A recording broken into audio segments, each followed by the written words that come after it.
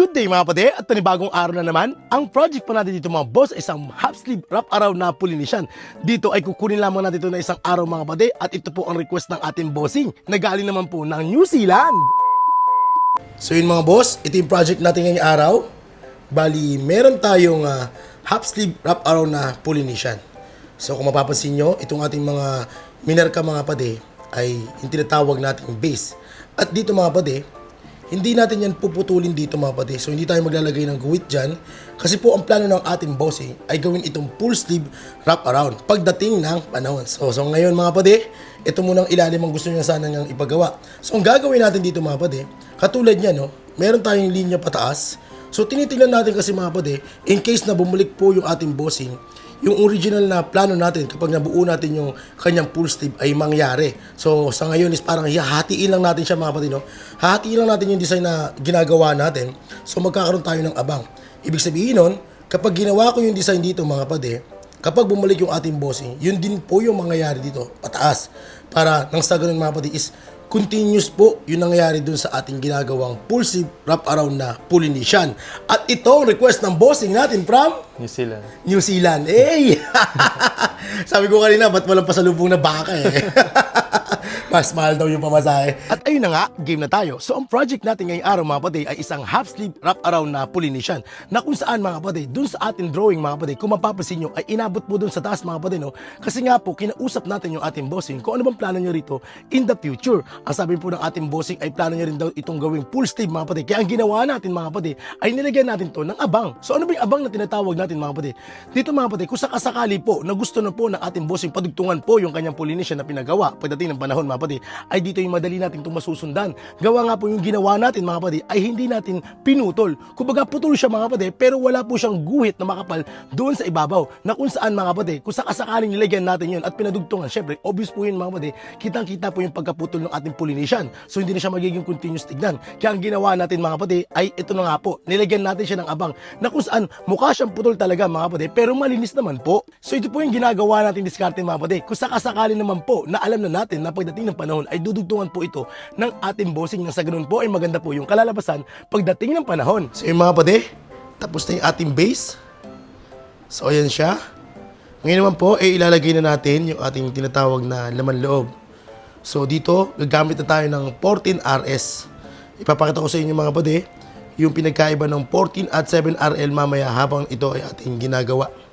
So papaliwanag natin yan mamaya mga kapatid at kung bakit dalawang liner yung ginagamit natin kapag tayo ay gumagawa ng Polynesian. So yun mga kapatid, para sa ating laman loob, dito ay gagamit tayo ng 14RS. Kung mapapansin nyo, no, makapal po yan mga kapatid at medyo nakabuka po yung mga needle sa loob niyan. Ito naman po yung pinagkaiba nila. Ito naman po yung ating 7RL. Mas manipis, di ba? At ito naman po yung 14RS. So itong 14RS mga kapatid, ito yung gagamitin natin para dito. Para maging solid lamang po yung ating linya. So katulad yan mga kapatid, no? 14RS po yan. Ngayon, ito rin po yung gagamitin natin dito sa ating mga drawing. And then mamaya, makikita nyo po kung saan natin gagamitin naman yung ating 7RL. So same pa rin mga kapatid. Ang voltahe pa rin natin ay meron tayong 6.3 pa rin na volts. No? Kita naman, 6.3 na volts pa rin yung ating gamit-gamit mula kanina pa. So yun, game na tayo. So extra tip lang mga kapatid, no? Kapag tayo gumagamit ng 14RS, medyo mabagal lamang po yung ating yung pagkumpas ng kamay natin. Gawa nga po mga kapatid na medyo malaki po kasi itong needle na to. At kapag mabilis po, malabo po yung nagagawa niyang linya. So para ipakita sa inyo, ito po yung ating demo. Susubukan muna natin ng mabagal, gaya ng sinasabi natin. No? Babagalan lang natin yung ating kumpas. So, pansinin nyo mga kapatid ha.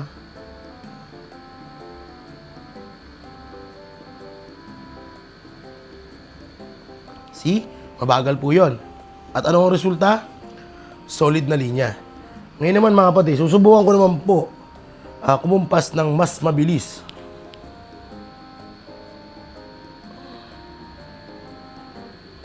Yan. Mas mabilis yun mga kapatid, no? Diba? Napansin nyo ba? Mas maputla siya, no mga kapatid? At mas manipis yung pumasok na tinta. Kasi nga po, masyado po malaki itong needle na to mga kapatid. Kaya kailangan talaga nito ng tamang kumpas. Ngayon, depende tayo sa bilis ng machine at sa bilis ng kumpas mga kapatid. Ngayon, katulad yan, nasa 6.3 volts tayo. So binagalan ko lang dahil mabagal po yung aking machine.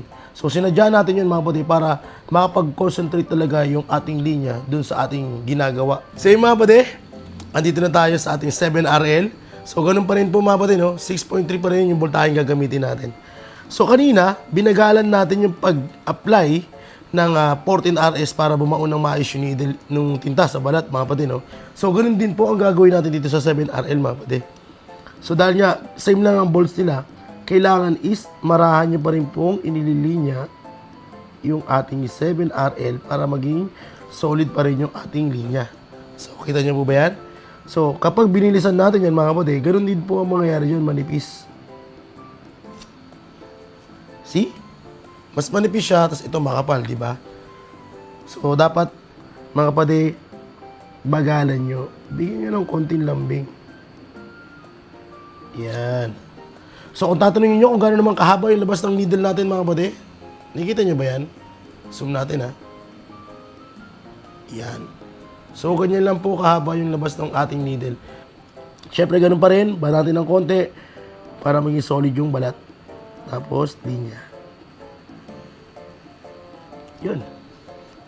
All goods. So ayan mga kapatid, sana po ay nakatulong po itong ating simpleng tip, lalo na sa ating mga kaibigan na nagsisimula pa lang sa pagtatato. Ito pong aking mga binahaging diskarte o technique mga kapatid ay base lamang po sa aking experience at pamamaraan. So bawat artist po talaga mga kapatid ay may kanya-kanyang diskarte kung sakasakaling sila po ay gumagawa ng mga ganitong klase ng pyesa. At pagdating naman po sa karayo mga kapatid ay hindi naman po lahat ay gumagamit ng 14RS. Ang iba rito ay gumagamit lang po ng 9RL o kaya 9RS o kaya 7RL mga kapatid. Depende po yan doon po sa artist na gagawa po mga kapatid. At kanya-kanya rin po ng diskarte sa paggawa naman po o sa pag-create ng Polynesian. Kaya para naman po sa ating mga kaibigan dyan na nagbabalak magpatato, ay i-check nyo lamang po yung portfolio ng mga napipili nyong artist pag-usapang Polynesian na mga kapatid. No? So kayo na po yung bahala dyan.